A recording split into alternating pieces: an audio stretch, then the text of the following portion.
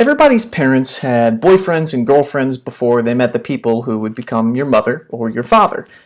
But my mother nearly married that man. They were even engaged, really engaged, with a ring and an announcement in the paper with a picture of the happy couple and a date. But no invitations had been sent out, but they'd been ordered, except he got killed in a car accident. I don't know whether to be sad about that or glad, because if he hadn't been killed, my mother would have married him, and only maybe I would have been born. But only if they had started having kids right away, and then maybe I'd have still gotten to be one. But maybe not either, because I don't know if they would have had enough kids to include me.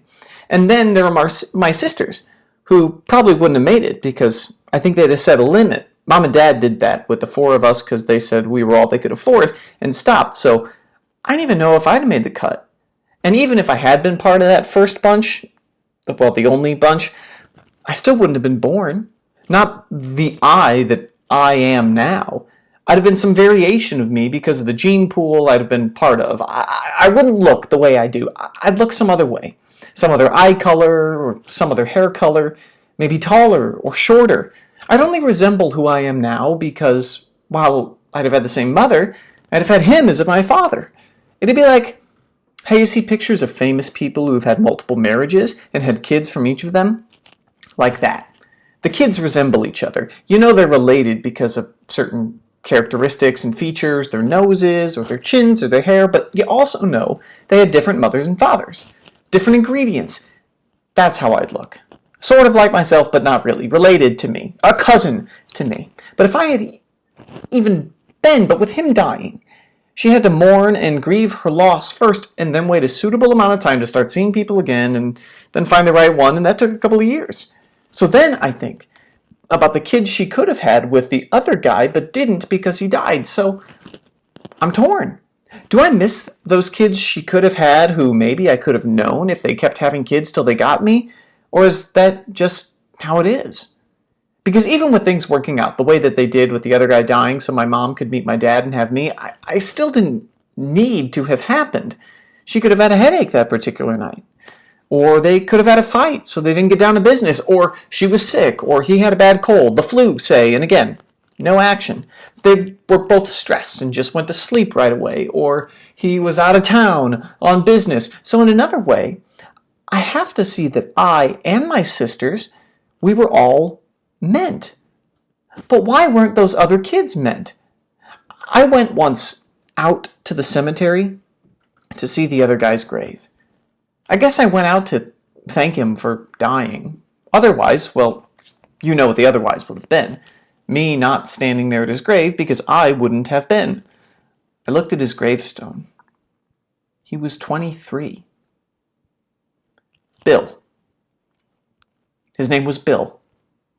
Bill, not William. They chiseled Bill into the granite. Bill Thompson. I tried that out as my last name, because it could have been. Because I figure it took my mother 3 years to meet my dad, so that's like 3 kids she could have had in that time if they got down to business right away once they got married. So figuring it that way, I could have made it. But in that first batch. But that's also counting on my egg being in place when they were in the mood. But still, after 4 of us, they'd have probably quit just because it's me and my sisters, so they wouldn't have made the cut. And my sisters are not to be missed. So it was strange standing there looking at his grave and feeling grateful.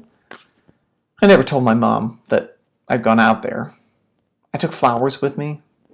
It didn't look like anyone had been out there for a long time, probably not since his birthday, and that had been months.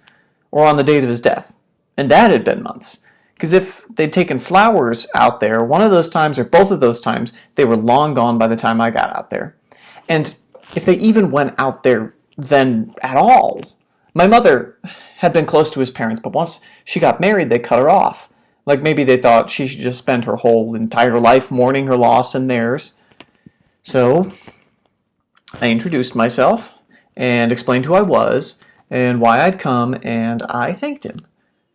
It did feel odd, I'll admit, thanking him for dying so I could be. But one time, at the mall, this man came over to my mother and gave her a big hug, and she introduced me to him and told me he'd been a boyfriend in high school. A boyfriend, not the boyfriend, A.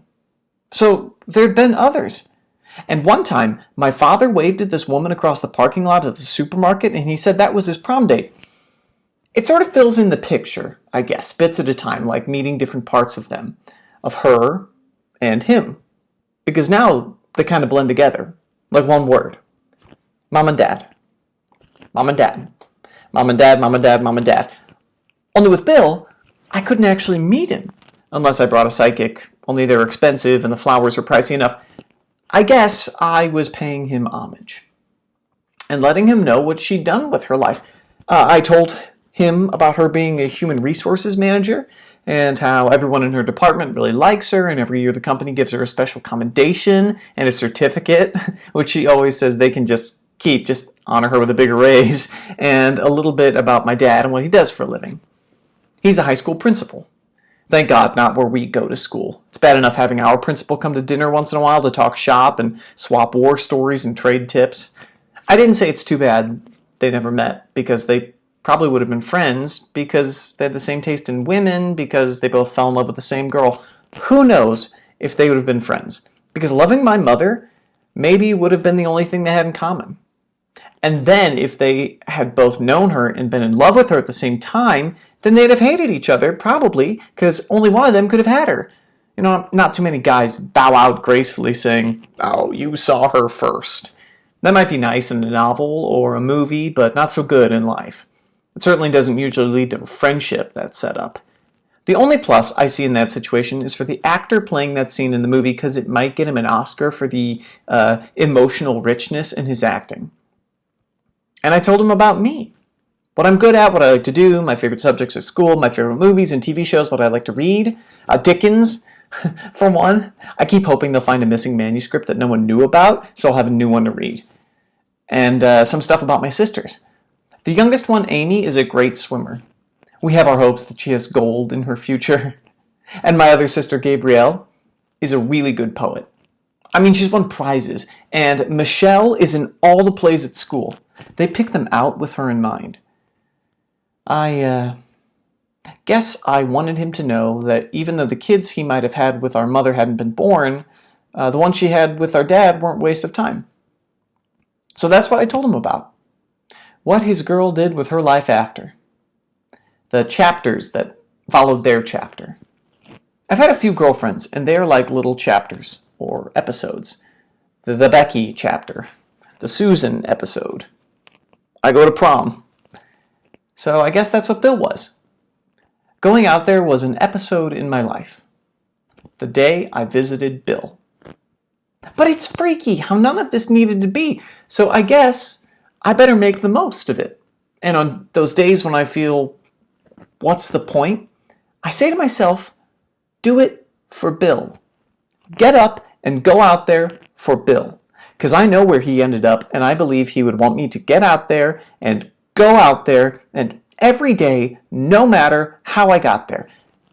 Not like I think he died so I can live, but I figure I owe it to him. And those other kids too who didn't get to be. It's like I have to live for those kids too. Do well for them. Study hard and good grades for them. Because really, even when I have a bad day, it's still a day they never got to have.